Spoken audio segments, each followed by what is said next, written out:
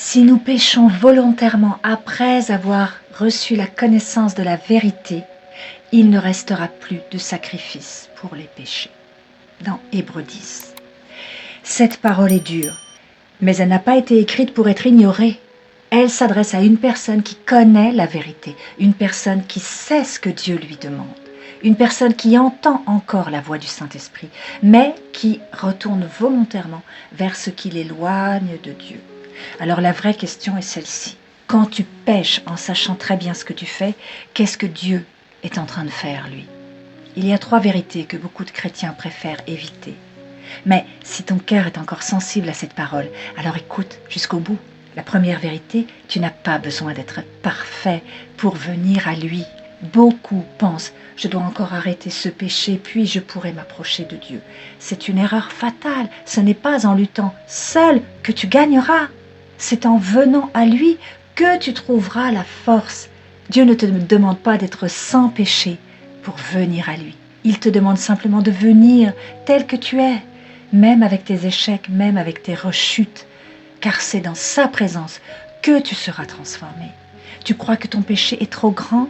Dieu dit, moi, je suis celui qui efface tes transgressions et je ne me souviendrai plus de tes péchés. Dans Ésaïe, tu crois que tu es trop faible? Dieu dit, je te fortifie, je viens à ton secours et je te soutiens de ma droite triomphante. Dans Ésaïe, deuxième vérité, le silence de Dieu est plus dangereux que sa colère. Le jugement le plus dur de Dieu, ce n'est pas de te punir, mais de te laisser faire. Quand tu continues à pécher, en sachant que c'est mal, Dieu ne te frappe pas, il ne te force pas, mais peu à peu, il va cesser de te parler. Et c'est là le vrai danger. Beaucoup croient que Dieu les a abandonnés, alors qu'en réalité, c'est eux qui fuient sa présence par honte ou par orgueil. Tu te dis, je ne peux pas prier, je ne suis pas digne. Mais c'est justement quand tu te sens indigne que Dieu t'attend le plus.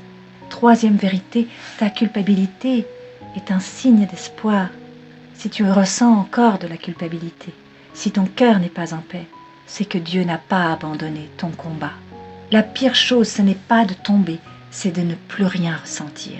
Tant que tu luttes, il y a de l'espoir, car Dieu est plus grand que tes échecs, son amour est plus fort que tes péchés.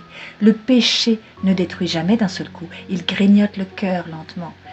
D'abord tu te dis, oh, c'est pas si grave, ensuite ça devient normal, et puis tu pries moins, et un jour tu ne ressens plus Dieu. Ce n'est pas Dieu qui est parti, c'est ton cœur qui petit à petit l'a repoussé. Hébreux 10, 26 n'est pas une condamnation, mais un appel urgent.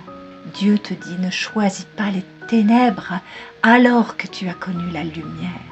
Amen. Aujourd'hui, tu peux choisir de revenir. Aujourd'hui, tu peux dire, Seigneur, je viens à toi, même avec mes faiblesses.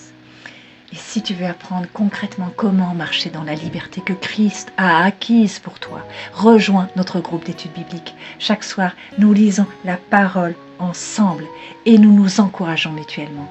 Clique sur le lien dans ma bio ou envoie-moi un message sur WhatsApp. Je veux la liberté.